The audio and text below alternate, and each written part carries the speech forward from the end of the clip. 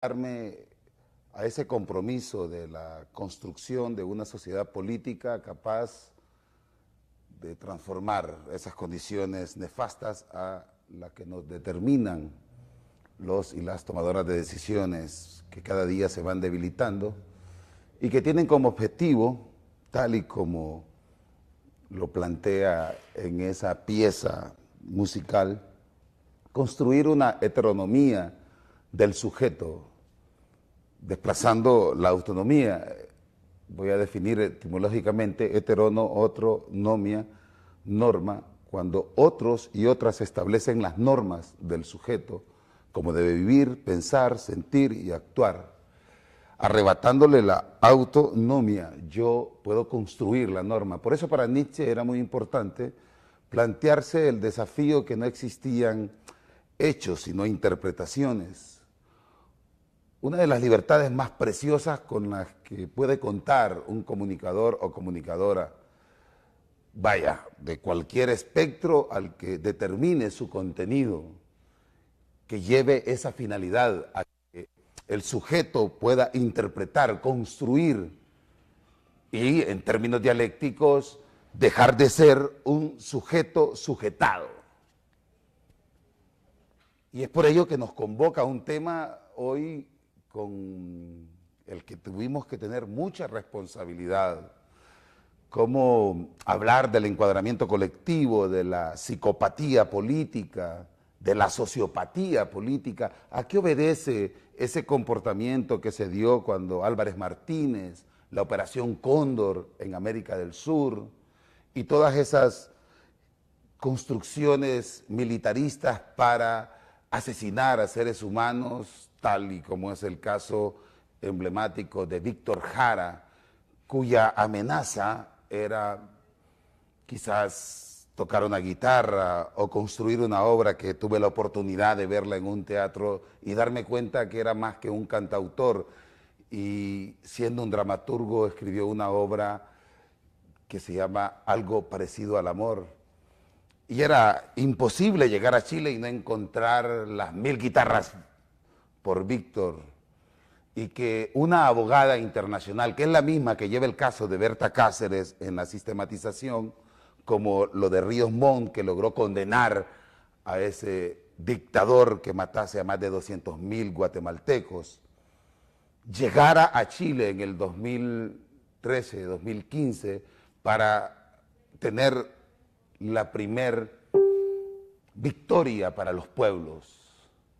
Yo no creo en ese concepto jurídico de que la justicia tardía no es justicia.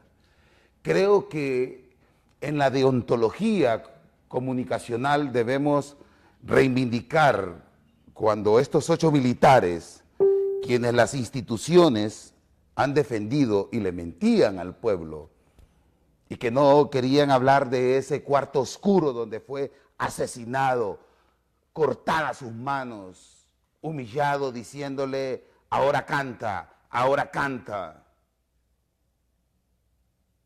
Y aquel verticalismo en los bajos del estadio de Santiago, diciéndole, ahora canta, y hecho un guiñapo, aún con toda y la tortura, y ese trato cruel, degradante, inhumano, les dijo, no tengo miedo. Entonces creo que los pueblos podemos materializar nuestras victorias en cuanto a ese esfuerzo colectivo de continuar denunciando, protestando, porque queda develado que para detener la creación están los destructores, para asesinar, para matar, con un comportamiento psicópata, cuya definición etimológica también, que viene del griego, psichis, mente, y patos, ese trastorno que me encantó poder definir, poder encontrar una definición más conceptual que la vulgar definición que tiene el diccionario pequeño burgués de Larousse o de la Real Academia, que es muy nefasto, encontrar que no tiene un déficit cognitivo, lo que tiene es un déficit afectivo, el psicópata. Es decir, no está desconectado del pensamiento. Y por eso es que en Estados Unidos en una de las grandes discusiones en cuanto a la tortura, y hay una película que recomiendo, en el juicio de Nuremberg, cuando ellos dicen, nosotros marcábamos para ir a torturar a los judíos. Era un trabajo. Y por eso los Estados Unidos declaró, cuando no se suscribe a ese tratado internacional de derechos humanos contra la tortura, argumentando que ellos no torturan, obtienen información. Y ahí que necesitan un aliado para construir las guerras, y es el imperio mediático, el vulgar papel que jugamos los y las comunicadoras cuando no estamos apegados a la construcción de la interpretación de los 4 relatos que ya están establecidos en la humanidad. Y voy a tomar uno de ellos porque los 4 llevan como fin último la plenitud, ya sea el de la teología, el tema más complicado en cuanto al marxismo, pero no me metería en eso, sino más bien invitaría a pensar qué comportamiento podría tener Pinochet cuando dio esa orden de aglutinar esos seres humanos, o Ríos Montt cuando asesinaba a esas personas y luego salía a dar discursos, o los jesuitas, que también es un tema que lleva Almudena Bernabeu y que también ha logrado de manera satisfactoria decirle al pueblo salvadoreño que quienes asesinaron a los jesuitas tenían pleno conocimiento con Cristiani, el dictador de El Salvador. Que aunque haya llegado tarde en Guatemala la justicia, podemos encontrar que los estados dejan de ser conexos con la sociedad, y es por ello que requieren de regímenes autoritarios. Y en esas imágenes que ustedes están viendo, o como cuando dicen Almudena Bernabeu, el expresidente Cristiani tenía conocimiento del asesinato de los jesuitas y se mete al oscuro charco de Guatemala a investigar a Ríos Montt y a toda aquella estructura psicópata político-militar que, como repito, no tiene déficit cognoscente, hay un déficit afectivo, hay una desconexión, por eso se convierte en un problema mental. Puede encontrar satisfacción en chinear una niña o violarla o matarla, o ver el sufrimiento detrás de una reja en un colchón y poder luego apelar a la caridad y decir, podemos dejarla unos 6 meses y luego deportarla. Es por ello mi forma irrevocable contra las políticas norteamericanas, no con el pueblo norteamericano. Por eso nunca voy a converger. Si hay algo en lo que puedo garantizar a la sangre derramada por Álvarez Martínez, por Pinochet, por Videla, por Ríos Montt, por Cristiani, por Somoza, por Strom y por todos los pseudo dictadores, es que no puedo converger con esa psicopatía institucional que hace operar a mujeres y hombres con tratados que nos ponen en ligeras desventajas a las capas sociales históricamente excluidas, vilipendiadas, pero que no te desanimen. Nuestro ahínco, nuestra puesta en escena, nuestra puesta en las calles les incomoda, les duele saber que somos capaces de mantenernos de pie frente a un aparato altamente represivo. Y hoy vamos a analizar cómo se entrenan los militares. De esas 2 fuentes que generan una gran industria, como los Carabineros de Chile o la Escuela de las Américas, y les instalan lo lúdico para instalar un chip unidimensional. Y en ese video ustedes pueden contemplar cuáles son los ensayos para los militares o para pasar pruebas que puedan determinar el escalafón y seguir en esa gradualidad, en una escala básica, intermedia o los altos mandos, y tienen que someterse a este tipo de ejercicios que los tomadores de decisiones, los políticos, entienden como parte de hacer tigres, tesones, tesis o atesis, dragoneantes, cobras. Hoy vamos a hablar de la razón científica de la psicopatía política.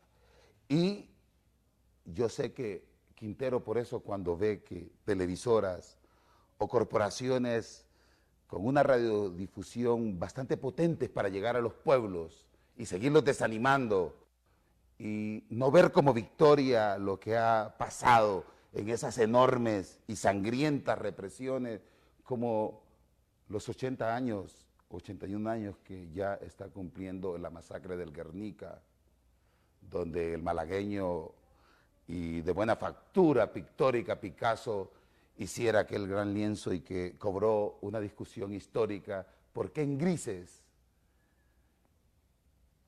¿Por qué en grises? El pueblo hondureño, discrepo con los que dicen es cobarde, no ha logrado nada. Tienen atemorizado a un sector que ahora mismo se está viendo en los tribunales.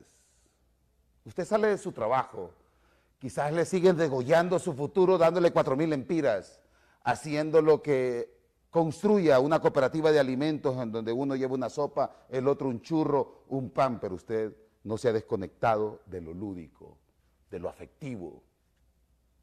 Y ese conocimiento familiarizado con lo lúdico es un ser humano, es una maravilla antropológica que ríe, que llora, que siente.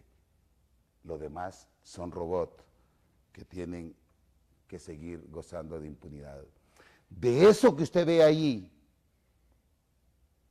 el pueblo y los pueblos del mundo no están en los tribunales defendiéndose, ni escondiéndose como ratas. Entonces Quintero les dice a esas televisoras que siguen construyendo o deconstruyendo la realidad o deformando a través de esta caja tonta que es altamente poderosa, enciendan mejor la lavadora que la basura televisiva que se convierte en una de las herramientas más poderosas para la psicopatía político-militar. Muchas veces apago la tele y empiezo a mirar la lavadora.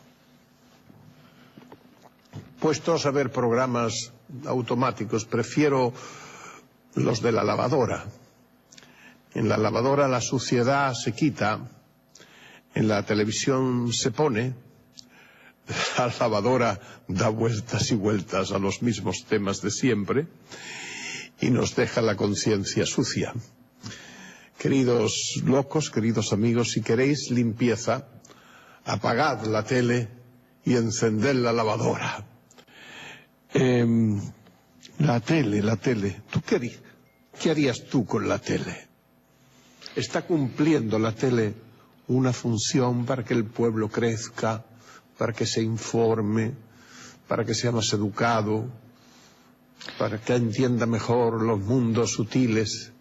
Yo creo que la función básica que cumple, con algunas honrosas excepciones, ¿no?, que conocemos yo creo todos, es sobre todo la de contribuir a una sociedad de la distracción, ¿no?, en la que de alguna forma cuanto menos piensas y vives de forma automática, bueno, pues más dócil eres, menos te planteas que tú puedes transformar las cosas. Gracias.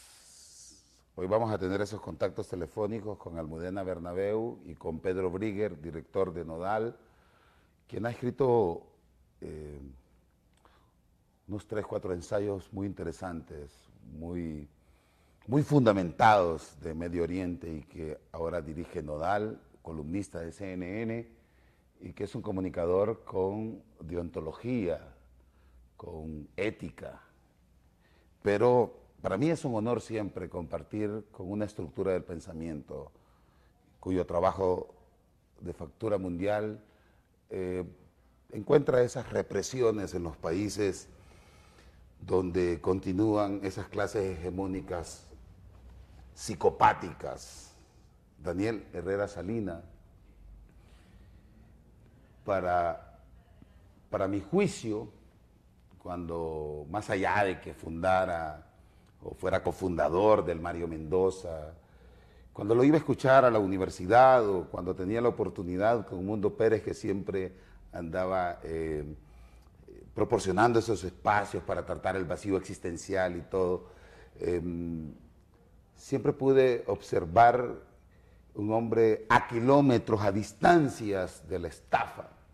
Dado que tuve muchas contradicciones con la psiquiatría y la psicología, porque hacían muy responsable al ser humano. Entonces, ya en los 90 me puse en contacto con la escuela de Frankfurt y pude a Fromm, y sabía que también trabajaba mucho a Fromm, porque el ser humano no es un fenómeno aislado de ese contexto que acabamos de ver. Entonces, para mí, Daniel, es de verdad un compromiso serio platicar contigo, más allá del respeto a tu trabajo y la valoración que nuestro pueblo debe tener. En lo particular sigo siendo, diría, una persona que aprendo y que me place hablar contigo.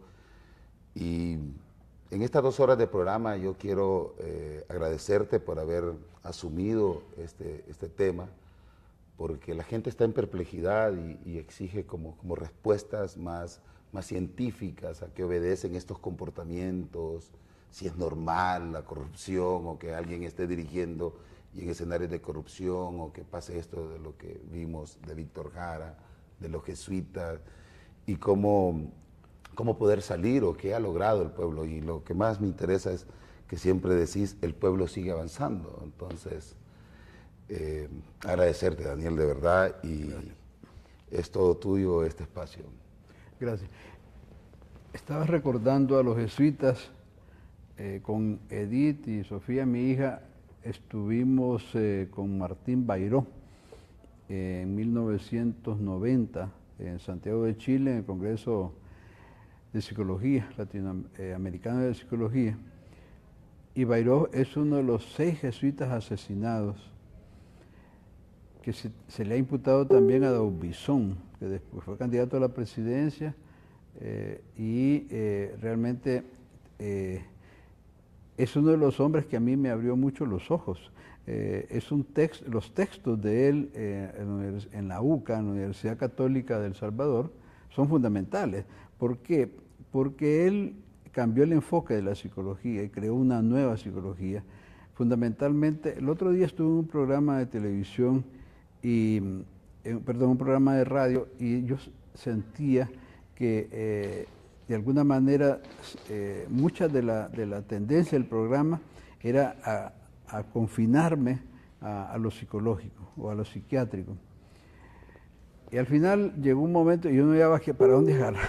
y entonces dije, bueno, lo que pasa es que yo no puedo entender el psiquismo desprendido de la sociedad. Dije, va en contra de lo que yo he tratado de desarrollar a través de la vida. Y bueno, tuve la oportunidad también de seguir bien de cerca toda la construcción que hizo Salvador Allende cuando yo estudié en Chile.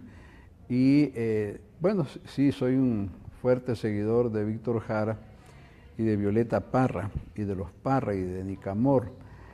Entonces, sí pienso que en esta cuestión de la psicopatía, hay varios elementos que son históricos, ¿verdad? La psicopatía ya aparece en Platón. Fue el primero, por lo menos que yo entiendo, fue el primer, que fue un filósofo, porque la psiquiatría le ha quitado muchos instrumentos a la filosofía sin decirlo. Y esto hay un amigo, un colega que me critica y me dice, vos hablas siempre con copyright, siempre estás refiriendo a al otro autor. Le digo, es que yo no puedo robar el pensamiento. Si quien creó esa idea fue Platón, yo no puedo decir que es mía. Entonces trato de rescatar y respetar quién realmente produjo eso. Entonces un elemento que plantea Platón es que la psicopatía está vinculado a lo moral. Y mientras estaba leyendo y revisando este trabajo para hoy, me vino a la cabeza ¿y el pueblo cómo lo llamará? Popularmente, porque no nos podemos desprender de las expresiones populares, porque en los chats que tengo, escribe gente realmente que no tiene nivel de ilustración de un universitario, pero dice cosas muy interesantes, ¿verdad? Y entonces la gente dice, ese es un canalla. Entonces me puse a investigar la palabra canalla y encontré que es una palabra que que se origina en Italia, muy utilizada en Italia, y viene de can, que tiene un significado de perro, pero no es amarillo el perro. Entonces, sin embargo, el perro como una expresión de maldad, y capaz de maldad. Mi familia, tengo mis hijos y gente, son muy perrunos, y llaman a los perros, entonces se sentirían muy molestos con los italianos. Pero sí, canalla viene de canaglia, y tiene que ver con esa conducta de perro, pero el perro bravo. Yo me he dado cuenta que en general el perro que está en las, ¿cómo se llama?, en las casas de los hondureños son extremadamente agresivos, ¿verdad? Y he visto en otras ciudades donde el perro uno lo puede acariciar, puede jugar con él y jamás va a atacar a alguien. Entonces sí pienso que esta cuestión del canalla, el bandido, el malvado, son expresiones populares, pero que hablan de un nivel de moralidad, hablan de un nivel moral. En ese aspecto, la clase gobernante, uno no esperaría que la clase gobernante haga canalladas. En este momento, ayer y hoy, ha estado la ciudad muy revuelta con este problema del impuesto vial, ¿verdad? De Papi a la Orden, de la municipalidad y de varias municipalidades. Pero cuando uno escucha la versión oficial de por qué, y lo tratan de convencer que tenemos que pagar ese impuesto, probablemente detrás de eso, y los medios de comunicación, por ejemplo los periódicos de hoy, están escritos con una dosis de canallada enorme.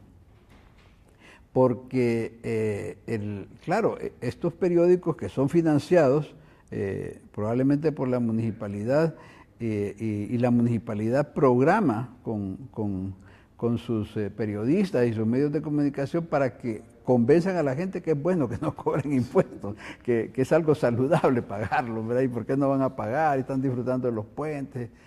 Si uno se fija en las calles de Tegucigalpa, si detiene, las calles están hechas un desastre, ¿verdad? Son sumamente irregulares y llenas de baches. Hace tiempos que no se va, pero ahora pretenden subir tasas vehiculares al 300%. Entonces, hay una acción canalla, y vos lo que vos expresabas en función de estos canallas, estos grandes canallas gobernantes y dictadores, y estos sujetos, hay un libro que es La muerte del chivo, donde se describe, Vargas Llosa describe claramente cómo Trujillo mataba a sus opositores.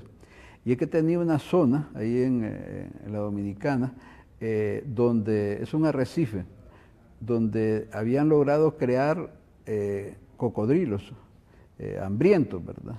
Y les tiraban los opositores políticos, ¿verdad? Los cocodrilos felices, ¿verdad? Esta es una descripción que me asombró que justo Vargas Llosa lo hiciera, ¿verdad? Estas acciones canallas, la psicopatía ha estado vinculada también a la maldad, al concepto de maldad. Lo que pasa es que el concepto de maldad fluctúa y depende de los momentos. Por ejemplo, el otro concepto que está vinculado a la psicopatía es el de perversidad, el perverso. Si yo quisiera encontrar alguien que yo podría decir que es un sujeto que tiene un alto nivel de perversidad, es el violador. Ahora nos presentaste esta película de Pink Floyd, Una piedra en el muro, en la pared, pero hay una película de esa misma época de los ingleses que es La naranja mecánica. La naranja mecánica muestra claramente esas acciones psicopáticas, ¿verdad? Ese grupo psicopático de estos muchachos, ¿verdad?, que salen deliberadamente a delinquir, y que tienen, y son muchachos de clase media. Y uno lo ve en la película de Pink Floyd, que ese hombre, ese director, que es un verdugo en la escuela, tiene una esposa que lo flagela, que tiene su tormento domiciliario. Me acuerdo de eso de un profesor de química, de mi profesor de química en la universidad, que se decía lo mismo, ¿verdad? Un hombre misógeno, un hombre que tenía una actitud muy hostil con las mujeres, pero era sumamente sometido a la esposa, ¿verdad? Entonces, en ese aspecto, en la maldad, el concepto de maldad es un concepto que ha fluctuado, pero el concepto de perversión sí se ha modificado. Por ejemplo, si uno ve cualquier texto de psiquiatría sobre homosexualidad, hasta 1974, la Organización Mundial de la Salud incluía la homosexualidad dentro del grupo de las perversiones y la psicopatía. Eso hizo incluso que en determinados momentos en algunos países no se permitieran profesores homosexuales, porque decían van a inducir a los jóvenes o los van a seducir a la homosexualidad. Los grupos queer lograron eliminar, que la Organización Mundial de la Salud eliminara la homosexualidad del grupo de perversiones y del grupo de psicopatía y de la clasificación de enfermedades mentales del DSM-4, que es una Biblia que los norteamericanos han logrado imponer en el mundo, ¿verdad? A lo cual el psicoanálisis se resiste. Cuando estábamos organizando este programa, me hablaste de psicopatía y sociopatía. El psicoanálisis no acepta la sociopatía, piensa que es lo mismo. La sociopatía más se generó en Estados Unidos y lo crearon para poder calificar a los guerrilleros, específicamente al Che Guevara, como un sociópata. Y entonces depende, indudablemente, aquí aparece otro elemento, otro ángulo. La sociopatía se aplica en función de cuestiones ideológicas, ¿verdad? Es decir, probablemente en ese sentido, porque la esencia, vamos a tratar de centrarnos en el concepto que yo manejo y que te lo decía cuando estuvimos trabajando en esto. La idea de que el psicópata está en tres lugares, decíamos, ¿verdad? Que puede estar, hay un psicópata melancólico que es el que fracasa y está en la cárcel, que lo captura y rápidamente es muy vulnerable. El otro psicópata es el psicópata que está en los cementerios. El psicópata con frecuencia se mete en situaciones donde puede llegar a ser asesinado o asesinar. Y el tercer grupo, que es el que más compete a este programa, es el psicópata exitoso, que es el político, que es el empresario, ¿verdad? Pero es decir, el psicópata que está en la cárcel, el psicópata solo puede estar en la cárcel, en el cementerio, muerto o en el poder. Sí. Ahora, ¿cómo se llega al poder? Entonces, yo estoy muy, por mi relación con Edith, con mi esposa, estoy muy vinculado a Argentina. Yo estudié en Argentina, hice 2 especialidades en la Universidad de Buenos Aires. Entonces, yo seguí muy de cerca, yo veo televisión argentina todos los días, con Edith la vemos y comentamos y todo eso. Entonces estamos muy enterados de lo que pasa en Argentina desde 1974. Hay un candidato que recuerdo el eslogan de Carlos Saúl Menem, ¿verdad? Cuando dijo, síganme que no los voy a defraudar, ¿verdad? Y fue un hombre que destruyó económicamente a Argentina como lo está haciendo Macri. En uno de los programas hablamos de la posverdad y entonces una de las cuestiones que tiene el psicópata es una enorme capacidad de mentir y de falsificar la realidad.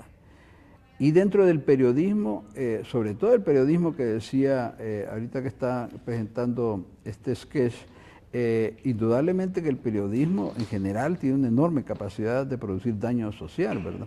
Porque si uno lee la prensa escrita nuestra o sigue los noticieros, yo en general cuando estoy viendo televisión y veo algún programa de televisión acá, hablo solo, me peleo con los que están ahí en el noticiero comentando noticias, porque tiene una capacidad de deformar la realidad, pero impresionante. Y alguna vez, Milton, yo te pregunté, ¿será que en la escuela de periodismo les enseñan a ustedes de formar la realidad? Porque es una habilidad extraordinaria, porque hay toda una impostura, ¿verdad? Y una falsificación de la verdad. Entonces, la otra característica del psicópata es la mitomanía. El mitómano es una de las patologías más graves que existen y es muy utilizada por los periodistas, por los medios de comunicación y por los políticos, ¿verdad? ¿Qué pasa? Hay un periodista que algunos le llaman pone micrófono. Es el muchacho que anda en la calle que solo pone el micrófono, pero no repregunta, no cuestiona nada y transmite todo lo que el que entrevista le quiere decir. Pero muchas veces la entrevista está pagada, ¿verdad? Y entonces tratan de imponer lo que conocemos en los medios de comunicación como la posverdad, y esta construcción mentirosa de la realidad. Yo me acabo de sorprender y me llevé un gran susto, porque chateando con grupos hondureños en Estados Unidos, que tienen más de 30 años de estar allá, me llegó un mensaje en el chat que decía que esta cuestión de los niños en las celdas era mentira. Y me fui de espalda, yo dije, ¿cómo la esposa del presidente de Honduras está allá? Solo te interrumpo, Daniel, porque como Edith y tú saben, hay 2-3 horas adelante en Argentina y tenemos a Pedro Brigger para luego hablar sobre ese tema, porque también aquí los medios de comunicación es igual que la llamada, porque le dan otro rol. Entonces es igual de perverso la mentira como también ocultarla.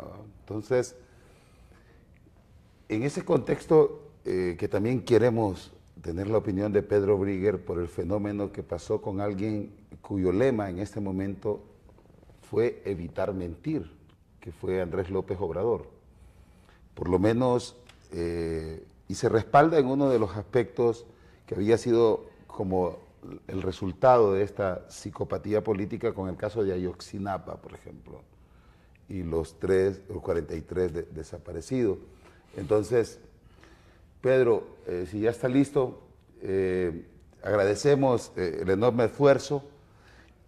Sin embargo, para nosotros es un imperativo categórico poder seguir conectados con Nodal, esa alternativa, tal y como nos lo dice el panelista de hoy, un psiquiatra de talla mundial, el rol nefasto o constructivo que podemos jugar los y las comunicadoras. Gracias, Pedro, por atender la llamada y darle esa lectura que generó el gane de López Obrador con una enorme diferencia y sobre las propuestas en el que fundamentó su proyecto político, Pedro. Sí, en primer lugar, buenas noches, un gusto estar conversando otra vez con ustedes. El triunfo de López Obrador yo creo que sorprendió por la magnitud, hasta tal punto que el mismo domingo a la noche, cuando se conocía menos del 1% del resultado, los otros 3 candidatos salieron a reconocer el triunfo, amplísimo triunfo de López Obrador, y un castigo muy grande hacia el PRI en el gobierno, que apenas recibió el 16% de los votos, que se convierte en la 5ª fuerza en el Senado, que no ganó ninguna gobernación, y que ha recibido un castigo muy duro por la mala situación económica, por los asesinatos a diario que se producen en México, por la dificultad para lidiar con Estados Unidos, por no encontrar una solución al tema de la pobreza, que aunque este estuvo bastante tapado en los debates electorales, me parece que es uno de los temas fundamentales para tratar. México fue durante los últimos 30 años uno de los mejores alumnos de los organismos financieros internacionales, del Fondo Monetario Internacional, del Banco Mundial, y a pesar de ello, o gracias a ello se puede decir, hoy según datos oficiales hay cerca del 50% de la población que vive en condiciones de pobreza. Algunos expertos en temas de pobreza dicen que esto llega al 70% de la población, lo que demuestra un gran fracaso de las políticas neoliberales en México, y el tema de la corrupción, por supuesto, ha sido fundamental. La crítica a la corrupción por parte de López Obrador, 2 veces derrotado en elecciones, en una con una diferencia muy corta, que por eso él denunció un fraude muy, muy claro. Y ahora el reto es gigantesco. Quedan 5 meses por delante con el PRI gobernando, un partido que se va del gobierno, pero que le quedan 5 meses de gobierno, y porque hay que recordar que López Obrador asume recién el 1 de diciembre. Pedro, ¿qué tanto puede pesar a Estados Unidos en el corte geopolítico el que uno de sus más cercanos clientes o patios donde de forma experimental se convirtieron en los más grandes oligopolios del sur de América y de Centroamérica, como es México? ¿Qué tanto puede pesar esto y también ese mensaje que dio Colombia que con una cuestionada contienda electoral entre Duque y este Petro? ¿Cómo lee en este momento Nodal o Pedro Brigger que se haya perdido, aún con todas las amenazas de Slim y de los grupos de poder que planteaban, si gana Obrador nos vamos, y el pueblo le hizo perder más de 300 millones en 2 días al abstenerse de comprar a esos que estaban amenazando? Es difícil de dar una respuesta acabada ahora. Primero hay que esperar a que asuma López Obrador y ver qué políticas implementa. Sí es verdad que desde el punto de vista simbólico el triunfo de López Obrador representa aire fresco para la corriente progresista en América Latina, frente al discurso de las derechas latinoamericanas de que el progresismo estaba acabado, especialmente por el triunfo de Mauricio Macri en la Argentina y la destitución de Dilma Rousseff en Brasil. Esto lo que demuestra es que hay un continente en disputa, algo que en tu programa, Milton, hemos hablado en más de una oportunidad. No se ha cerrado el ciclo progresista en América Latina, a pesar de la destitución de Manuel Zelaya en Honduras, de la destitución de Dilma Rousseff en Brasil, la de Fernando Lugo en Paraguay. Hay una disputa que las derechas no pueden saldar como en el siglo pasado con golpes militares y restricción de las libertades públicas, cierre de parlamentos, asesinatos masivos.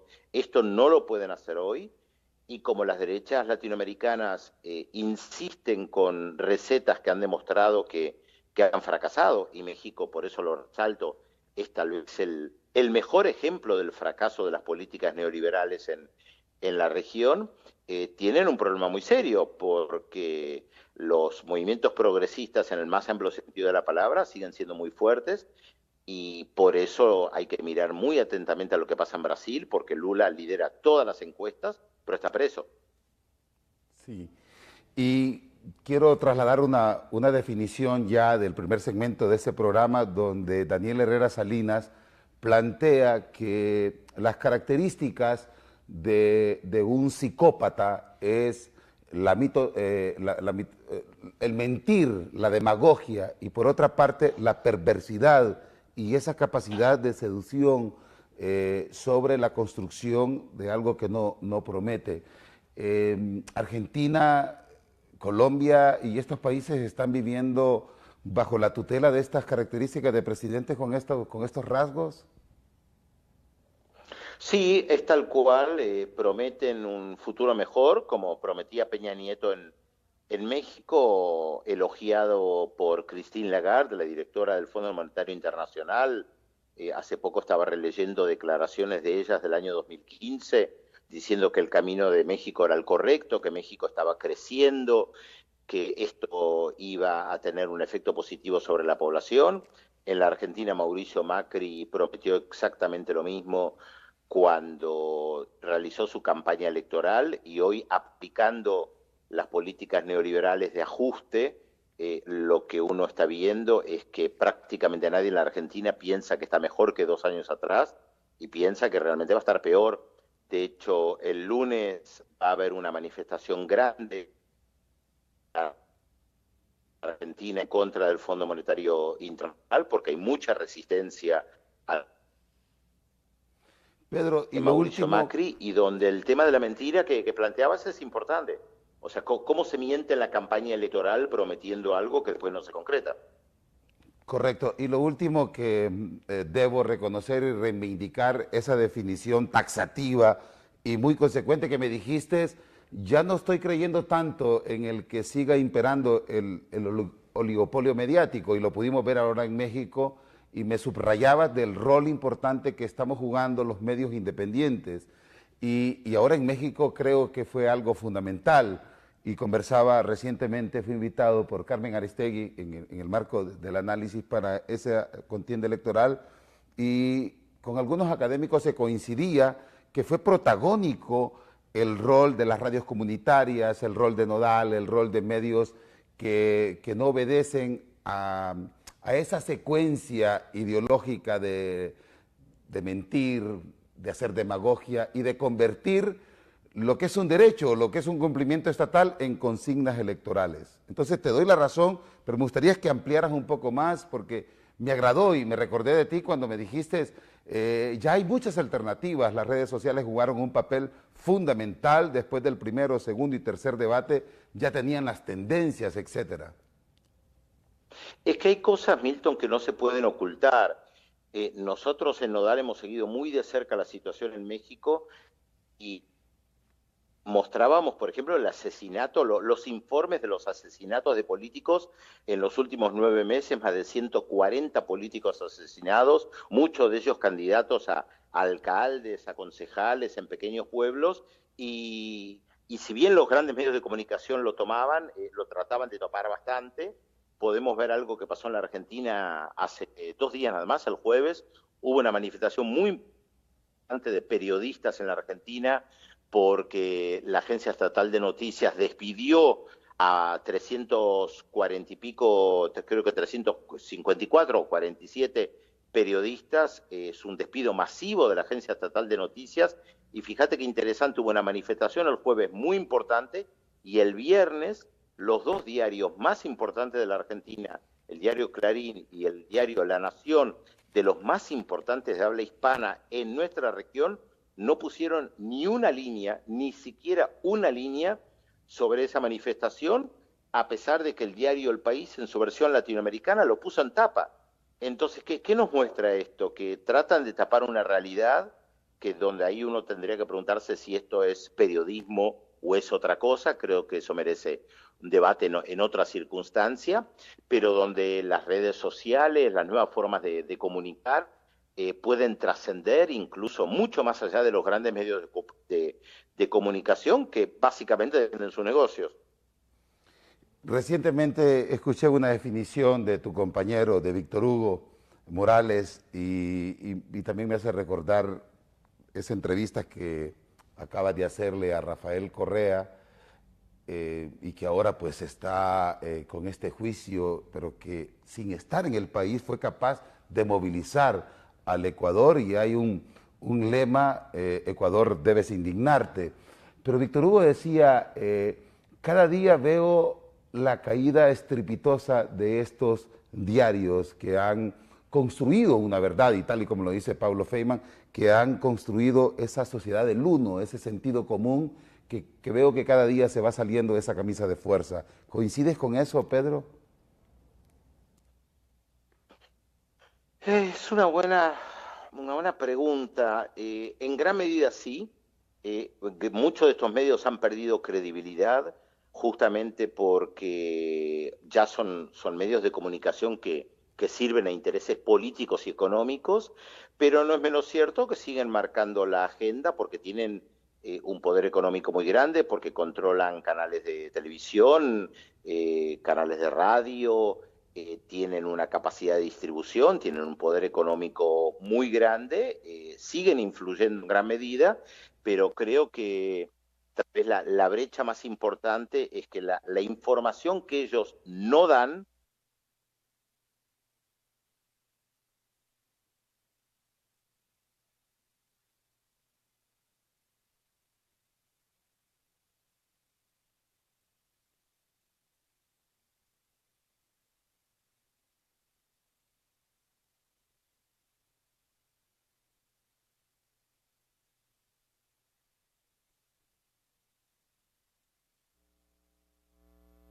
Y por último, y siempre dejándote tus segundos para las consideraciones finales, luego que termine contigo y continúe hablando con Daniel, tengo a Almudena Bernabeu, la abogada internacionalista que acaba de lograr esa, diría yo, para los pueblos es una victoria que estén encarcelados 8 de los actores materiales, pero que se continúe en la investigación sobre el cruento asesinato de Víctor Jara, y que pues nosotros lo recibimos con mucha fortaleza, con mucha vinculación. Sí, yo creo que la lucha de los organismos por los derechos humanos en América Latina ha sido fundamental para perseguir justicia, no venganza. Creo que es lo que hay que resaltar siempre. Lo que se buscaba era la condena de los asesinos de Víctor Jara, de la misma manera que en los familiares de los desaparecidos de Ayotzinapa quieren saber la verdad y la condena a los responsables. Creo que una de las características que más hemos desarrollado en las últimas décadas en América Latina es el deseo de justicia, no de venganza. Gracias, Pedro, y estaremos en contacto porque me gustaría saber qué estás pensando ahorita o qué le preguntarías ya para finalizar a López Obrador de tenerlo enfrente. ¿Cómo va a ser para gobernar un país que parece ingobernable? Gracias, Pedro, gracias. Pregunta muy amplia. Un abrazo. Un abrazo grande para ustedes también. Dale, estamos bien. Yo quiero, Daniel, extenderte este panorama que nos ha dejado un periodista que para mí merece mucho respeto, que de hecho a veces con sus ensayos o sus artículos ha tenido mucha fricción con el comportamiento lógico del imperio mediático, tanto en América del Sur como para los diarios donde le toca escribir. Sí, el imperio mediático depende también del televidente y del lector. Claro, por ejemplo, nosotros vemos con Edith todos los días a Pedro Brigger, al gato Silvestre, a Navarro, a Víctor Hugo y todo ese grupo. ¿Por qué? Porque, digamos, tenemos la posibilidad de ver TN, nosotros tenemos un televisor que podemos ver a través de YouTube los canales argentinos. TN es el canal del Grupo Clarín, es mentira pura, pero C5N es el canal donde está Pedro. Sí. Y echaron a Víctor Hugo, pero ya regresó, está el gato Silvestre muy bueno, y podemos ver por internet el Destape de Navarro. Entonces, esas son opciones, ¿verdad? Uno puede optar. Entonces, en este momento, los televidentes tenían la opción. Por ejemplo, yo tengo más de 700 personas en red, con diferentes chats de WhatsApp. A todos les dije que íbamos a tener este programa y siempre transmito tus invitaciones de los sábados a través de a toda esta gente.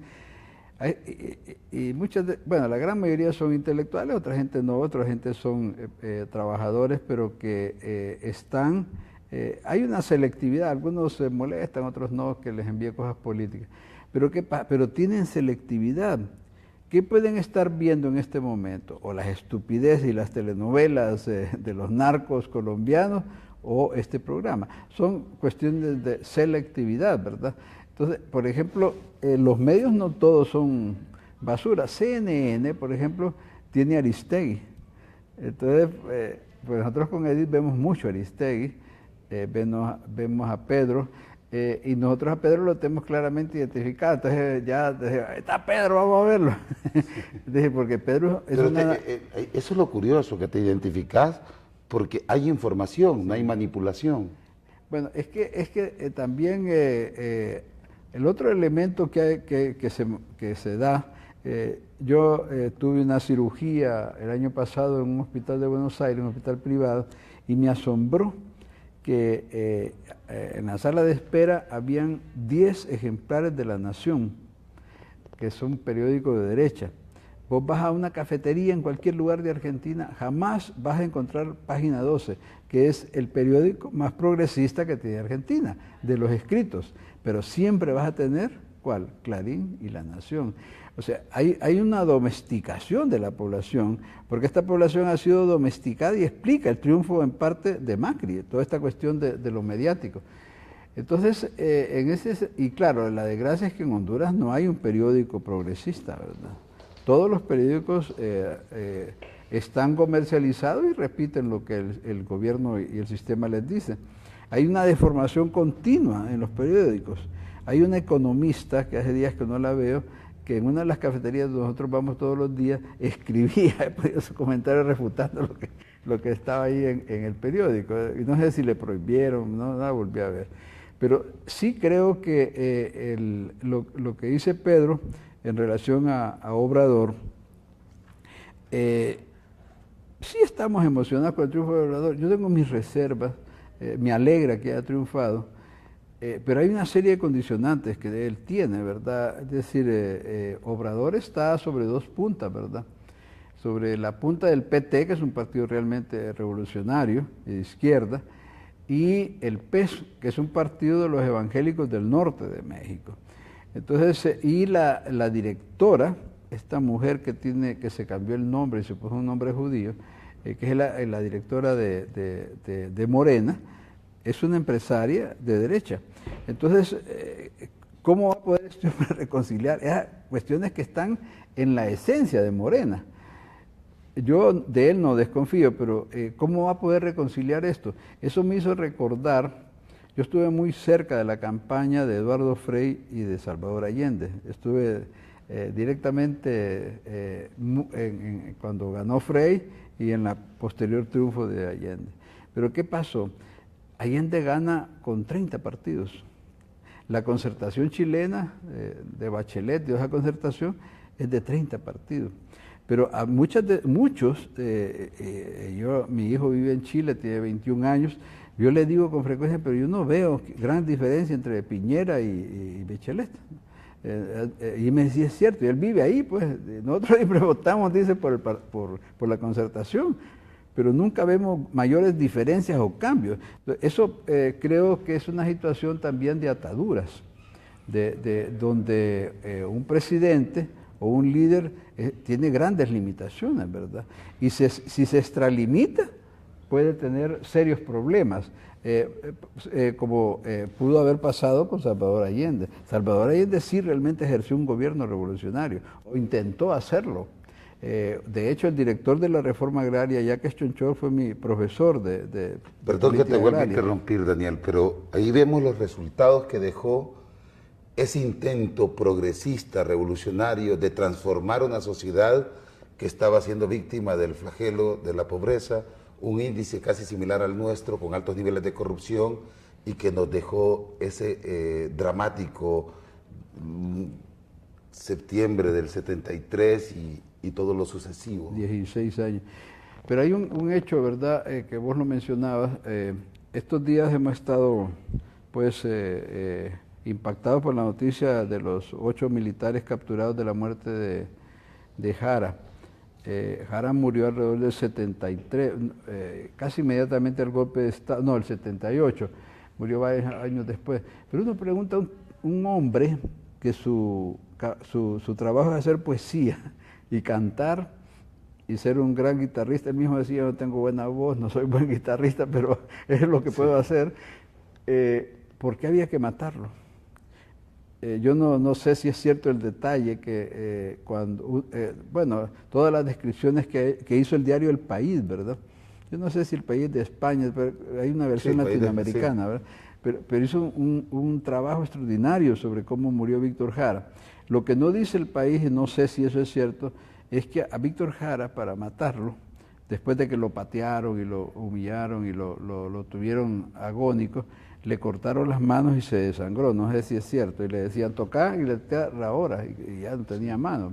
Entonces, este nivel de crueldad, y volveríamos al tema de psicopatía. Yo estaba pensando, yo he estado, hice una gira por Occidente, y he estado, digamos, acercándome a las comunidades lencas de Marcala, de Intibucá, de La Paz, y he estado trabajando, hice un trabajo con COFADE, con 24 que fueron torturados durante el golpe de Estado de acá en Honduras, el 2009. Y COFEDE los tiene documentados, ¿verdad? Hay un juicio que está en proceso con el apoyo de un grupo de una universidad de Canadá, que es la que financia estos trabajos. De paso, yo le dije a Berta que yo no quería cobrar, que yo quería hacer mi trabajo, pero no iba a cobrar. Y me doy cuenta el nivel de entrega que tiene esta gente para luchar, ¿verdad? Pero me doy cuenta también de cómo realmente lo que vos decías, esas emisoras comunitarias, Radio Guarajambala, todas esas emisoras, sí. Radio Lenca, todo ese trabajo que hace Salvador Zúñiga y las hijas de Berta, los hijos de Berta, impacta, ¿verdad?, sobre la población. Luego, no sé si está mal que mencione la competencia, pero yo soy también, además en radio, yo estoy muy pegado también a Radio Progreso. Me parece que han hecho un trabajo a nivel comunitario y la denuncia. Hay muchas cosas que jamás van a salir en los periódicos de Tegucigalpa, ¿verdad? El Libertador también, como se me estaba yendo. Lo que pasa es que como es lo mismo, yo nunca encontré un Libertador en las cafeterías de Tegucigalpa, jamás. Y se lo voy a comentar a un empresario que es amigo mío, y se lo voy a decir, que uno de los que provee pan a estas cafeterías. Le voy a decir, pero ¿por qué no ponen el Libertador? Es decir, para poder democratizar que tengamos esa opción, ¿verdad? Como la tienen algunas cafeterías en Buenos Aires que tienen página 12, ¿verdad? Daniel, yo incluso estoy en la disposición, pidiendo a la producción, de evitar el contacto con Almudena o postergarlo, pero necesito sacar esta parte del guión en 3 aspectos que ya son como imperativos para el pueblo reconocer o darse cuenta que estas características de sociopatía, de psicopatía, son las que tienen condenado a la gente huyendo. Y yo te interrumpí en una de las partes que me dolió interrumpirte, pero estaba Pedro, incluso de estos niños y niñas, que voy a poner las imágenes de esos niños y niñas allí, y certificadas, enviadas por gente con mucha responsabilidad, también ratificado por Adriana Payne, a quien le agradecemos, una antropóloga estadounidense, que está en contra de esas políticas. ¿Cómo podemos entender esa psicopatía? ¿Estaríamos hablando de psicopatía en estas políticas migratorias de Trump? Sí, seguro, ¿verdad? Y en todo él, ¿verdad? Este es un elemento bastante grave porque en esta psicopatía de Trump, él no se da cuenta, como que él no se diera cuenta del daño que produce, y es una cosa terrible, ¿verdad? Esto me recuerda un poco a la historia del piloto que tiró la bomba atómica en Japón, sobre Nagasaki y Hiroshima. El hombre cuando regresó a Estados Unidos, fue a su iglesia metodista con su Biblia, con su esposa y sus hijos, a escuchar la prédica. Y acababa de matar 2 millones de personas en un solo macanazo, solo pencazo. Entonces, esta situación, porque en una ocasión trabajando con un militar, yo le pregunté, porque yo sentía que habían algunos elementos clínicos que me llevaba a la pregunta, y le pregunté, ¿pero usted ha matado a alguien? Me atreví a preguntar. Y me dijo, ¿y qué piensas yo soy militar? ¿Para qué me formaron? Esta cuestión también, yo estaba refiriendo lo de Yamaranguila y todas estas comunidades de Intibucá y del occidente, porque yo me recuerdo que en tiempo de Osvaldo López Arellano y de Melgar era el lugar de reclutamiento favorito para las Fuerzas Armadas. Entonces yo me estaba siguiendo esa imagen porque cuando trabajé con estos 24 torturados que me permitió COFADE y la cooperación canadiense, lo que ellos me decían me impactó porque yo decía, esta gente, ¿qué pasa con hombres de Lenca, ¿verdad? Que lo traen de allá de Intibucá y lo reclutan a la fuerza. Cuando está el servicio militar, a la fuerza, la cosa, los traían como animales. Pero ¿cuál es el entrenamiento militar? Vos lo mostraste sobre cómo se entrena la policía. ¿Y querés que lo pongamos? Porque nos gustaría que con audio y con la forma en la que hacen uno de los... Cuando yo revisé todo lo que tiene que pasar un tesón y la verdad me dio miedo, y máxime cuando reprimieron algunos estudios sobre que no estaban preparados para convivir con la sociedad. Veamos el video y esos procesos de entrenamiento que vienen también de la Escuela de las Américas y de los Carabineros de Chile, que la mayor parte de nuestros oficiales, digo nuestros porque al final uno les paga, y voy a utilizar esa frase de forma injusta, como ahora mismo lo de la tasa vial. Te puedes imaginar 35,8 centavos, o sea, 35 lempiras por galón va al gobierno por cada galón de combustible. Y luego a esa cantidad de impuestos. Entonces, cuando sacan estos escuadrones a reprimir, que la mayoría de ellos con un nivel bastante baja escolaridad, provincianos, otros aspectos que me gustaría que determinara, pero yo quiero en esa definición científica que no se desconectan de la parte cognitiva, pero sí de la parte afectiva. Después del vídeo vamos con esa definición, para que la gente pueda entender por qué tenemos 24 asesinados, por qué están esos 24 torturados ahora mismo, por qué los desaparecidos en los 80, por qué la tortura y la muerte a cantidad de personas, como en la noche de los lápices, los desaparecidos en Ayotzinapa, la cantidad de personas que están muriendo ahora mismo en Nicaragua. No se justifica bajo ningún punto la represión. ¿Por qué se tiene que llegar ahí?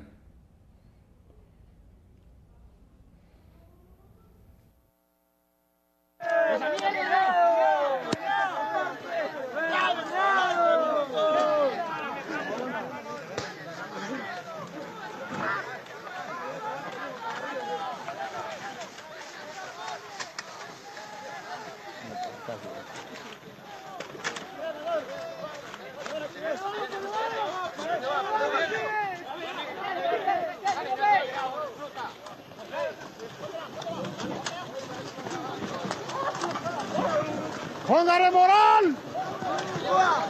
¡Póngale moral!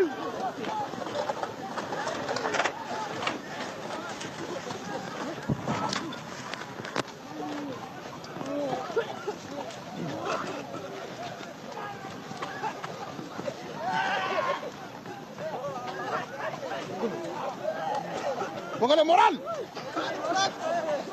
¡Grite, grite! ¡Nadie te controla!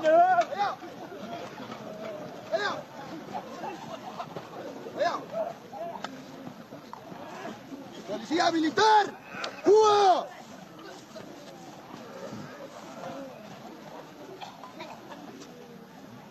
Calle 114. ¿Qué le pasa? Tira, ya gente que se muere. ¿Que se muere? No. ¡No se muere!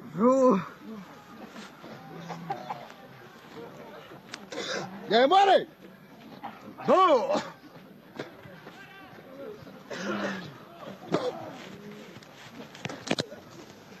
¡Edu! ¡Calle 114!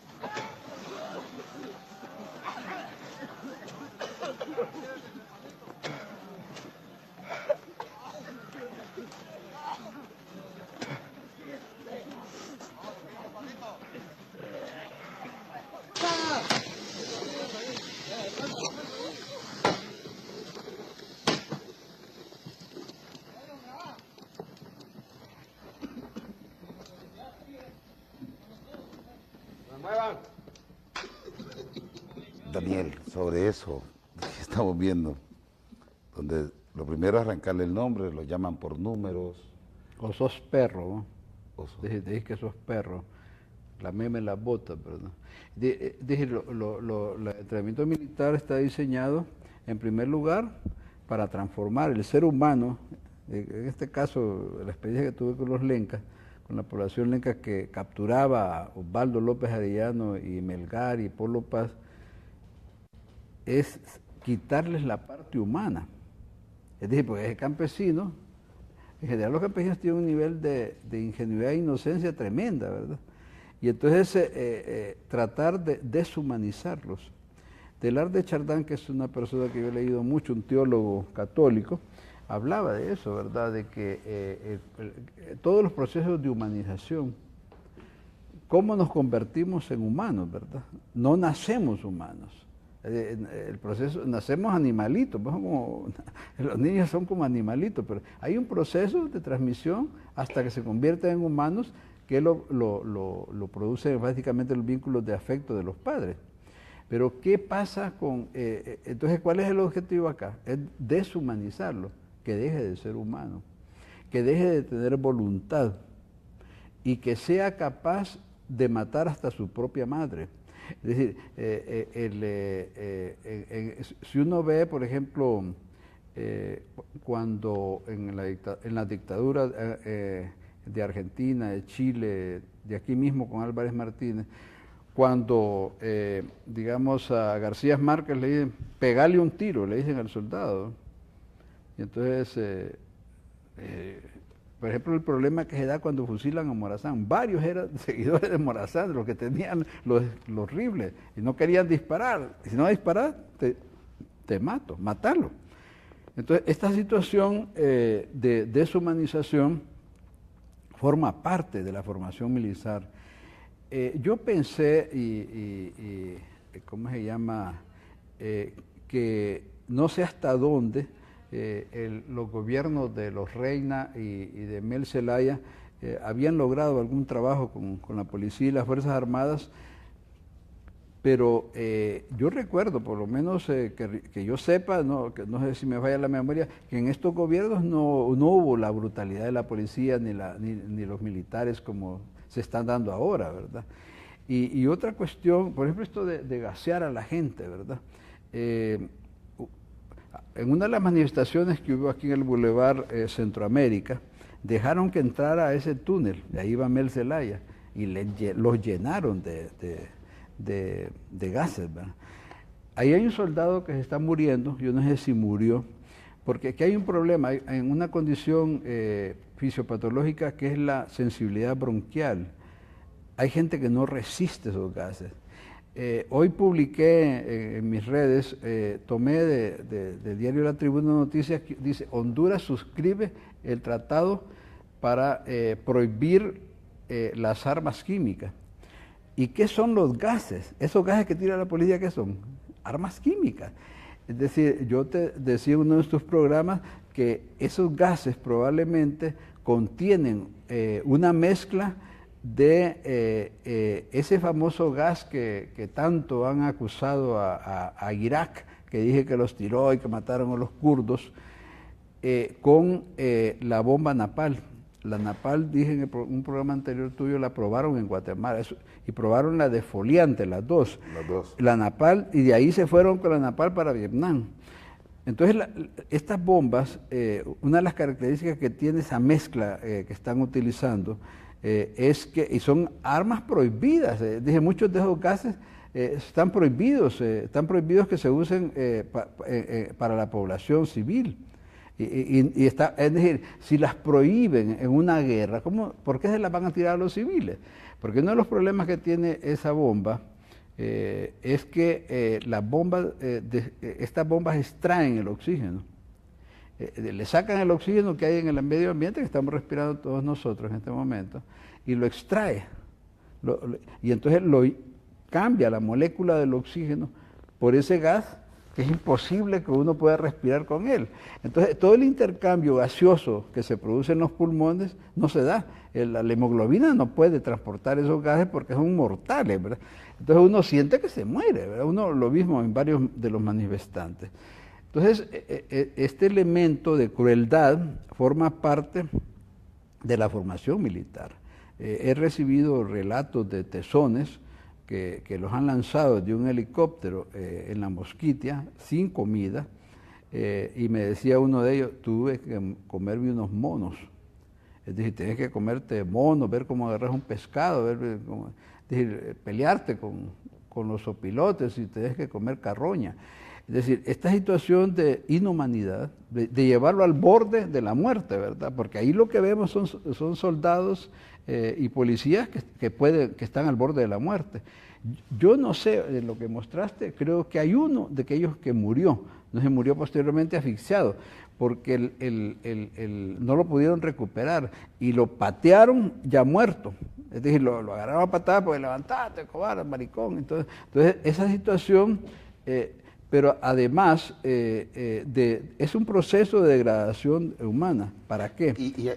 Para que el oficial pueda hacer lo que quiera.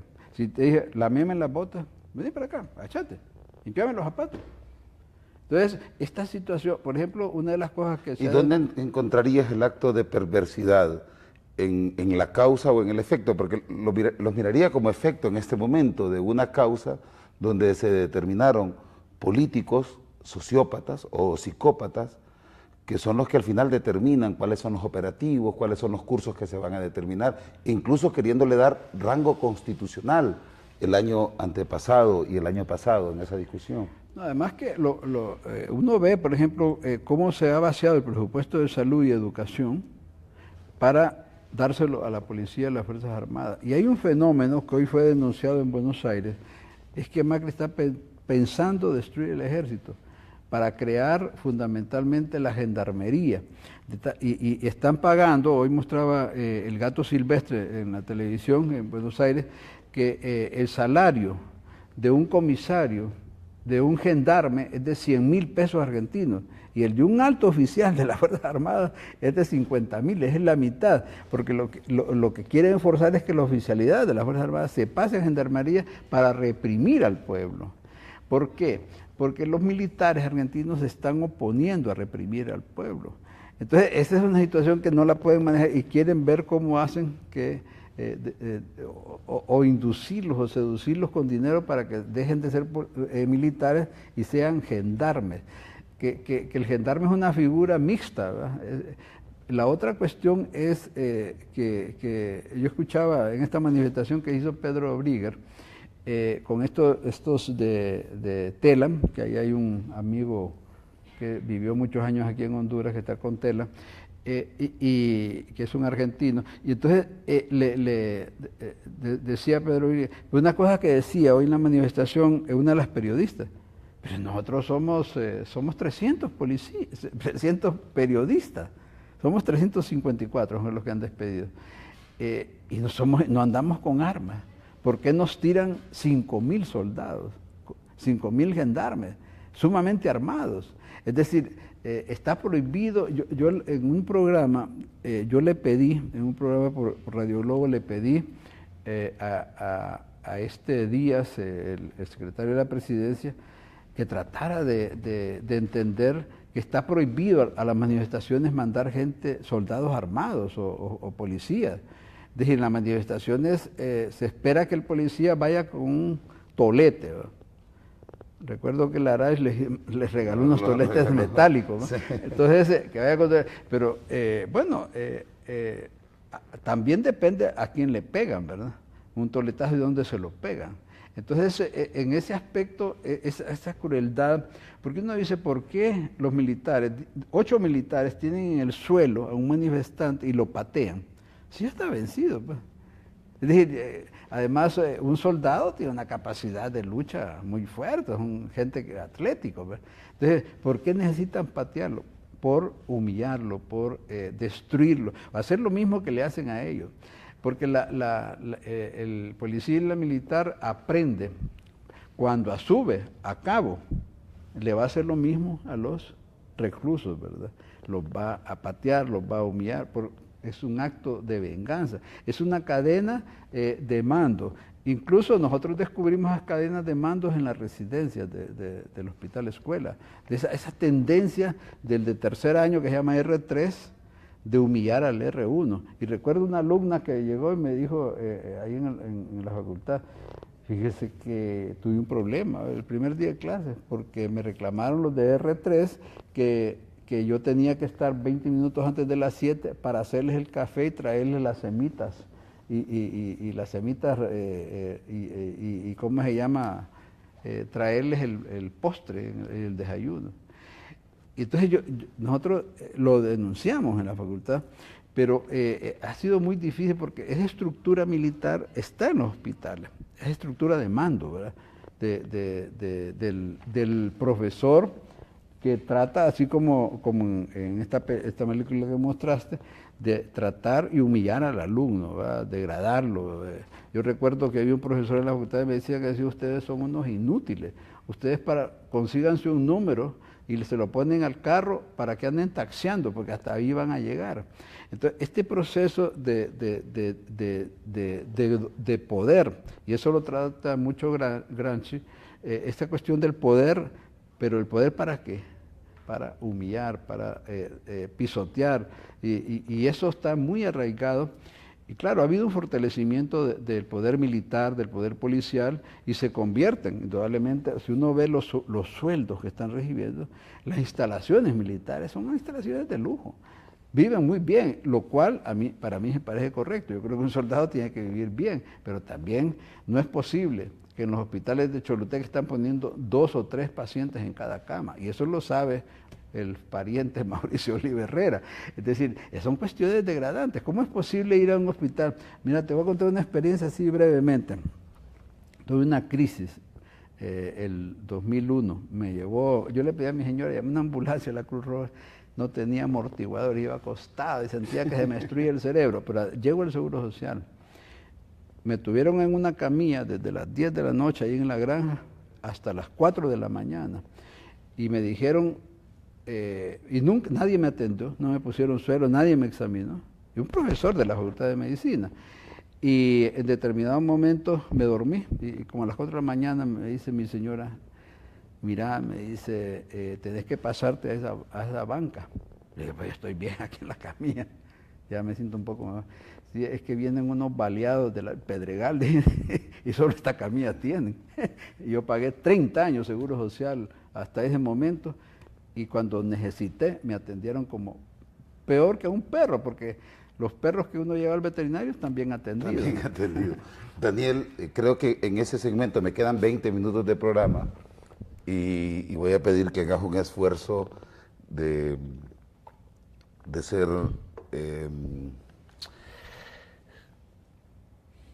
ese ciudadano que siempre acompaña toda esta línea de programa y que nos deja esta determinación. Una, que sí se le arrebató la autonomía al sujeto con esta heteronomía institucional, y quisiera pedirte como que fuéramos con brevedad en respuestas puntuales para ir conceptualizando, si no también tenés la libertad de no hacerlo. Para Sartre, el ser humano es lo que hace de lo que hicieron de él. Entonces, estas fuerzas represivas son lo que hicieron de él. Ahora, quienes están haciendo esas políticas para determinar lo que ellos van a hacer, lo que ellos matan al pueblo, lo que ellos golpean, y incluso lo veo hasta como una forma de catarsis, ¿va? Por tanta acumulación de odio, de resentimiento y todo. Ahora, pero en esa psicopatía política, definiendo conceptualmente, ¿cómo valorar este sector o élite política manifestada en estas dos empresas que han gobernado sobre la era democrática, entre comillas, del país? El poder psicopático, la capacidad psicopática tiene que ver con la capacidad de destruir. La capacidad de destruir, de mentir, de falsificar. Los psicópatas son altamente peligrosos, ¿verdad? De hecho, yo les enseñaba a mis alumnos en la Facultad de Medicina que cuando hagan un diagnóstico de psicópata, traten de no tratarlo, porque son intratables, pero son altamente peligrosos. Es decir, la posibilidad de que realicen un secuestro de un familiar, de gente cercana, que lo dañen directamente a través del nivel físico. Entonces, en la política lo que vemos es una gran capacidad de destrucción. Y lo vemos, por ejemplo, con estas ciudades modelo, ¿verdad? Pero además es un discurso falso, porque ellos dicen que van a traer desarrollo, van a tener empleo. Para dar empleo, eliminaron casi todas las contrataciones estables de los trabajadores y los pagaron por hora. Y esa gente, digamos, de tener un salario mínimo de 8.000 pasó a 4.000 por hora. Entonces, hay toda una mentira oficial, ¿verdad? Pero esta capacidad de destruir tiene mucho que ver con que están destruyendo el país, ¿verdad? Destruyen las minas a través de la minería, a través de la venta de aguas. El otro día escuchaba a pobladores de Marcala y todo la sustracción de agua que comercializa esta diputada, esta líder nacionalista, ¿verdad? Gladys creo que se llama, y tuve la oportunidad incluso de ver las instalaciones de ella, de una montaña que tiene captan prácticamente todo el agua, pero han dejado sin agua a los campesinos. Entonces, esta sustracción de los bienes, Ricardo Maduro logró modificar la Constitución para vender las playas. Es decir, era prohibido que los extranjeros adquirieran playas por una cuestión de soberanía y seguridad. Es decir, ningún país de Europa va a vender sus playas porque sabe que ahí pueden cocinarse un montón de conspiraciones. Pues los países europeos han pasado peleando toda la vida entre ellos, pero no venden sus playas. Pues la playa es una zona de alta seguridad, por eso existe una marina cuidando la soberanía desde las playas. Pero si las venden, y si las venden a extranjeros y se las venden a norteamericanos, ¿cuál es el nivel de seguridad que puede haber en eso? Entonces, este proceso de destrucción del país es un proceso muy acelerado. La deforestación, ya nadie se preocupa por los incendios forestales, ¿verdad? La pérdida del control del agua y la comercialización del agua. A mí me sorprendía, mi hija menor está en Panamá y me sorprende cuando yo quería comprar un botecito de agua. No, papá me dice, si el agua de Panamá es potable, la puedes tomar de la llave. En Buenos Aires también. Entonces me sorprendí, porque nunca tuvimos agua potable nosotros, ¿verdad? Entonces, esta situación del drenaje de los recursos nuestros como pobladores a empresas privadas es terrible. Perdón, Daniel, ahí mismo, si ese sector que caracterizas como psicópata en el ejercicio de la política, por sus manifestaciones, obviamente, de destrucción en el sector salud, destrucción en el sector educativo, en el área forestal, el encarcelamiento de las aguas con proyectos hidroeléctricos que no benefician a las comunidades, sino a las grandes transnacionales, vinculado con un poder que en Honduras pues es un secreto a voces, instala presidentes como es el poder financiero, que tiene más de 1.200.000 personas en la central de riesgo. Estos poderes, ¿cómo pueden ser vencidos por un pueblo, o cómo se caracteriza un pueblo que sigue resistiendo frente a esta psicopatía del poder político, militar, financiero?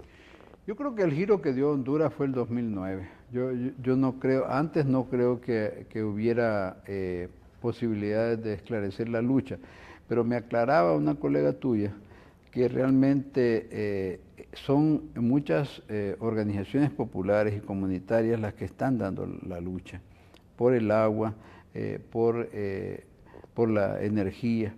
En ese aspecto, y ahí viene la mentira oficial, ¿verdad? Cuando dicen vamos a abrir un proyecto, por ejemplo, a Nacaome le produjeron un gran engaño. Le crearon una represa y ahora papi se la quiere traer para Tegucigalpa.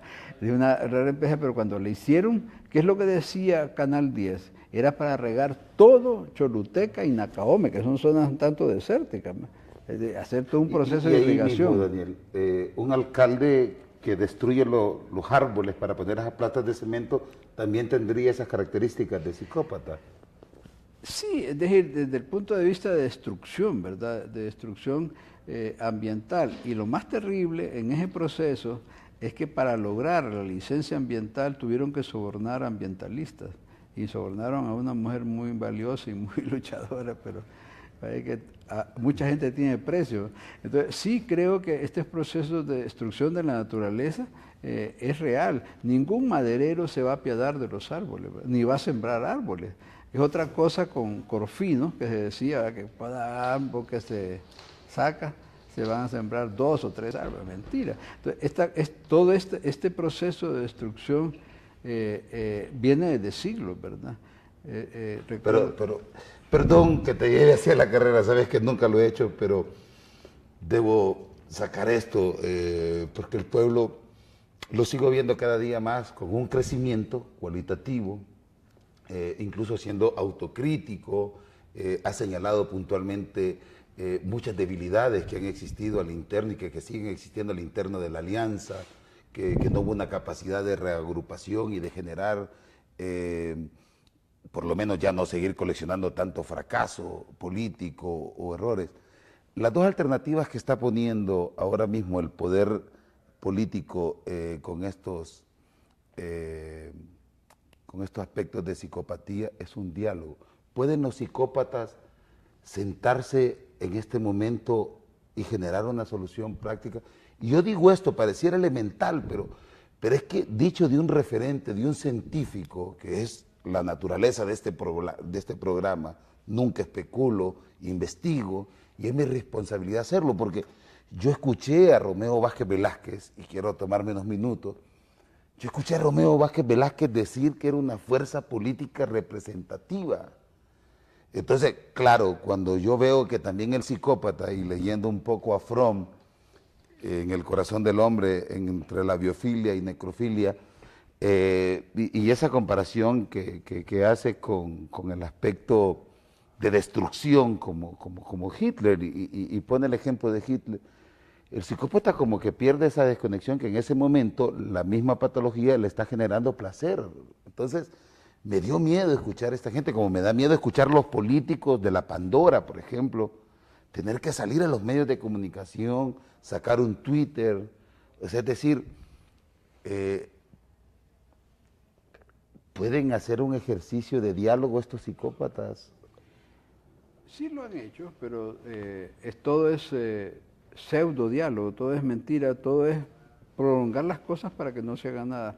Han habido 16 reuniones y no se ha hecho absolutamente nada, no han podido concretar nada. Muchos de los reclamos de Nasrallah, que indudablemente Nasrallah en ese aspecto es más reclamante que Mel, tiene más agallas de decir las cosas, por lo menos sale a confrontar. Y entonces, en cierto aspecto, por ejemplo, en 16 reuniones no han podido hacer agenda, no hay agenda. Entonces, es darle largas al asunto. Si uno se acuerda, cuando el golpe de Estado, que vino esa comisión de la verdad con el guatemalteco, ellos dejaron un documento muy valioso, valiosísimo para evitar una nueva crisis, ¿verdad? Advirtieron. Pero eso está en papel, ahí está el papel, está el libro, un libro bellísimo, los libros que ha escrito Leo Valladares también. Pero ¿qué se ha podido concretar de eso? Todos se comprometieron a que iban a cumplir esos acuerdos firmados con todo el visto bueno de OEA y Naciones Unidas. Pero ¿en qué quedó todo el trabajo de este es guatemalteco, ese grupo de trabajo? Hecho dijo que nada podía progresar si no había un fortalecimiento de la institucionalidad. Quedó en nada. Entonces, lo mismo va a pasar con el diálogo, ¿verdad? Y entonces en el diálogo, las propuestas de poder traer a Solís de Costa Rica, ya como que Solís era sospechoso, medio ñángara, y lo dejaron por fuera. Entonces contrajeron este brasileño, y viene el hombre ya como muy condicionado, ¿verdad? Digamos, hacer exactamente lo que hizo Arias cuando aquellas conversaciones que hubieron en Costa Rica, que fue Mel, fue Micheletti, fue Corrales, es decir, ¿en qué quedó? Se comprometieron a reintegrar a Mel y todo eso. Entonces tenemos que, porque fácilmente una de las cosas, los riesgos que tenemos es perder la memoria. Y eso es reciente, hace poco pasó, y seguimos indudablemente enredados y seguimos patinando en el mismo lodo. Un par de preguntas, Daniel. ¿Cómo puedes catalogar o cómo se puede valorar a este pueblo que sigue resistiendo en una frase? Bueno, el otro día me preguntaba una periodista si realmente se bajaron las banderas, si se declinó o no. Yo creo que sí ha habido un declive de la lucha, ¿verdad? Y creo que eso tuvo que ver con haber desmontado el bloque popular. El bloque popular tenía una característica auténtica, pero también los golpes ablandan. es decir, a Carlos H. Reyes lo fracturaron ahí en la salida para San Pedro Sula, lo tiraron en un barranco y casi lo matan, ¿verdad? Y Carlos ha sido de los líderes más auténticos. Entonces, estas cuestiones hacen que a veces, y me lo dice con frecuencia mi señora, no es fácil mantener la lucha, mantenerse en la lucha con las mismas agallas, la misma fortaleza. Mucha gente se cansa, se aburre y pierde consistencia. Entonces, tal vez ahora, por ejemplo, estaban diciendo, ahora con esta revuelta que han hecho los taxistas, se puede retomar esa lucha callejera. Pero yo no sé, ¿verdad? La lucha callejera yo la evaluaba. Álvarez Martínez mató o desapareció, que para mí están muertos, 182. Cuando el golpe de Estado mataron 212. Ahora han matado 41 con esta fraude electoral. Y entonces, claro, ¿qué pasa? El nivel de represión es tan severo que va inmovilizando a la gente. Yo más bien veo un proceso de desmovilización y tengo la esperanza, porque somos un pueblo electorero, ¿verdad?, que ya cerca de las elecciones se reactive este nivel de lucha, o los políticos de la oposición planteen otras estrategias, que no las tienen. Yo creo que con la llegada de los diputados de la oposición al Congreso y la destrucción del PAC, se ha producido en cierto grado un freno, ¿verdad? Y sí, la gente está dispuesta a luchar, pero la dirigencia no está muy a tono con esto, ¿verdad? Otra interrogante que me gustaría escuchar, una respuesta de tu parte. ¿Tiene fin el psicópata? ¿Tiene finalidad? ¿Encuentra una forma regresiva? ¿O otra de sus fuentes de confort podría ser la iglesia en este momento, lavándoles la conciencia o apañándolos? El psicópata es incurable, ¿verdad? No hay nada que lo aplaque. Y lo que pasa es que no existe en sí el psicópata. Hay diversos grados de psicopatía, ¿verdad? Es más, ahí viene el problema de la normalidad y anormalidad, ¿verdad? Todos hemos cometido actos psicopáticos. Todos los seres humanos hemos cometido.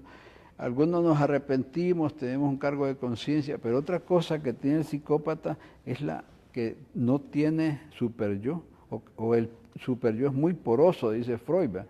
Es muy poroso, entonces no tiene la represión incorporada para detenerse, para no violar, para no matar, para no mentir, no tiene esa, y como no tiene remordimiento, entonces no tiene freno. Entonces, por eso es que termina muerto, y también lo vemos, por ejemplo, vos mencionaste los presidentes que están presos, ¿verdad? Uno podría sacar una larga lista de presidentes y dictadores psicópatas, pero enorme, y podría analizar los mecanismos psicopáticos de cada uno de ellos. Hay un norteamericano que se dedicó a esto, que analizó los cambios de personalidad de los presidentes norteamericanos. Es un libro valiosísimo, justamente lo leímos con Martí Baró ahí en Chile, con este jesuita que mataron en El Salvador, en la UCA. Y entonces, en ese sentido, pues, es el libro que yo te podría mandar por el WhatsApp, tengo incluso la foto de las gráficas de él, permite poder entender cómo el político tiene un cambio, porque no es lo mismo, digamos, que una persona común y corriente, como somos nosotros dos, estemos aquí trabajando y viendo cómo sobrevivimos, y que de repente seamos presidente de la República o ministro, ¿verdad? Eso produce un impacto de la personalidad que muy poca gente puede controlar. Es decir, le produce un cambio tan profundo que es el cambio que produce el poder. Es decir, no es lo mismo ser gato que ser poderoso. Entonces, por eso el poderoso siente que puede hacer lo que se le antoja y puede disponer de los demás. Por eso la psicopatía depende. Algunos rasgos psicopáticos pueden frenarse, ¿verdad? He trabajado, desafortunadamente, porque en el hospital uno no puede elegir, con violadores. Y en ese sentido ha habido si hace un buen trabajo es posible lograr algún freno, ¿verdad?, en ellos o usar hasta un medicamento. Daniel, sería un alivio para la sociedad que desaparezcan las dos productoras de estos políticos en psicopatía, como el Partido Liberal y el Partido Nacional, donde se han encontrado que en esas empresas ha existido corrupción. Sí, a mí me asombra. Yo no los pondría al mismo nivel, a pesar de que Luis Zelaya, con esa votación última del fiscal, creo que ahí patinaron los liberales, pero creo que hay liberales rescatables, ¿verdad? Con mi señora admiramos mucho a Orellana. Me parece que dentro del mismo Partido Liberal hay gente que es rescatable. Martel me parece un muchacho rescatable. El mismo Quiquito, con todas las contradicciones.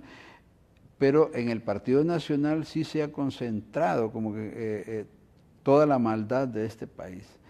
Y eso viene históricamente, el general Carías les dejó esa marca. Y ellos se sienten muy orgullosos. Recordad que Pepe Lobo reivindicó el puño cerrado del general Carías, ¿verdad? Él dijo que iba a seguir todas las huellas de Carías. Este presidente actual no lo dice tanto, pero lo hace. Es exactamente el mismo modelo del carísmo que está implantado, ¿verdad? Con los orejas, con los militares, con el poder de la policía, con una policía que espía a todos los ciudadanos, la posibilidad de escuchar tu celular y toda esa violación de la privacidad del celular. Entonces, esta cuestión sí creo que el alto poder, la alta, porque yo sí, mi papá decía, mira, hay que diferenciar, ¿verdad? Hay algunos nacionalistas que no son tan malos. Yo creo que hay algunos nacionalistas, por ejemplo, el Corazón Azul, esta muchacha, no sé, por ahí esta muchacha hace una posición crítica dentro de su partido. El problema ¿no? que lo que veo, Daniel, es que un problema de país no puede estar, como dice mi madre, a expensas de ir rescatando. Creo que tiene que ser un cambio más profundo. Y lo que te vengo entendiendo en toda esta propuesta es que solo el pueblo, a través de una constituyente, por ejemplo, que sería una herramienta donde sí haya una participación de todos esos sectores postergados, que han sido saqueados sus recursos, que siguen siendo reprimidos, ¿sería la única vía de una constituyente originaria? Sí, pero yo creo que es una palabra mágica la constituyente.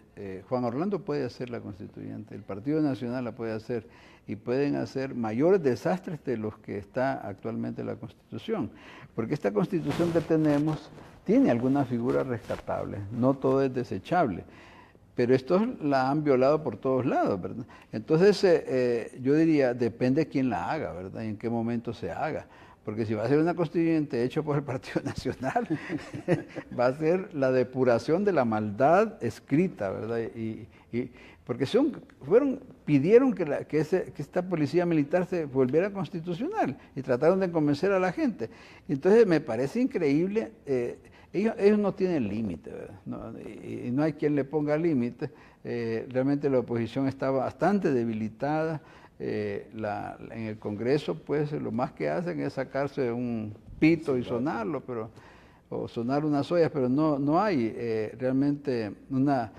alguien decía, no sé si vos lo decías en un programa, que hubo diputados que tal vez eran 2 o 3 y se hacían escuchar, pero estos 30 como que pasan desapercibidos porque indudablemente tienen un presidente del Congreso, que es Mauricio, es un hombre, es la esencia de la dictadura, ¿no?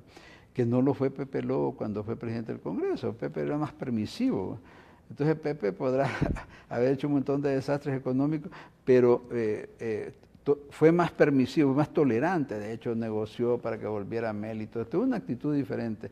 Entonces, sí creo que la salida... yo, que soy un hombre viejo, sigo teniendo esperanza que podamos tener una salida política.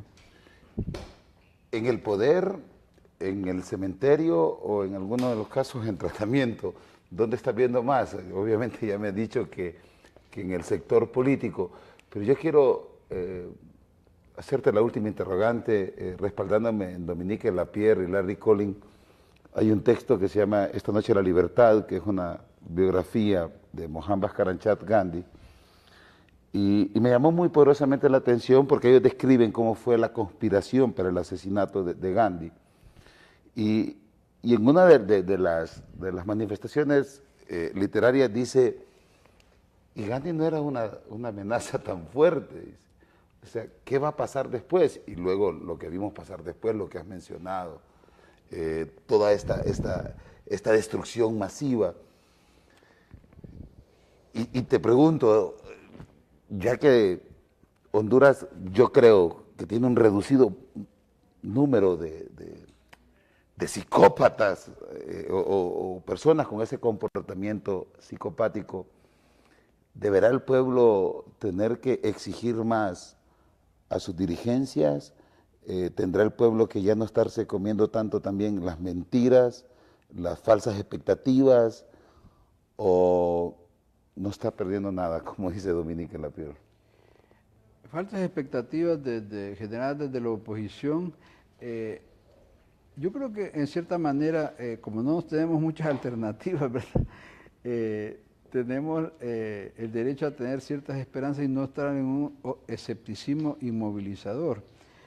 Y bueno, creo que dentro de nuestras posibilidades tendremos que seguir trabajando en este trabajo de construcción de Honduras. Yo creo que el programa está destinado a eso, ¿verdad? A develar la mentira oficial y a ir generando opciones de pensamiento, porque yo sí creo en las opciones de pensamiento. En ese sentido, creo que es la gran contribución que vos y los que nos atrevemos a hablar hacemos. Implica un riesgo, pero yo creo que es mejor, porque a veces hay gente que me reclama, muy amigo, no, que te van a fregar y todo. Mira, yo no estudié para tener encapsulado mi pensamiento y no me lo voy a encapsular. No voy a hacer actos heroicos también, pero tampoco quiero compartir, y creo que es lo que estamos haciendo nosotros, para que tenemos la opción de poder tener otra manera de ver las cosas. Daniel, si se me queda algo que debí preguntar o debí acuñar.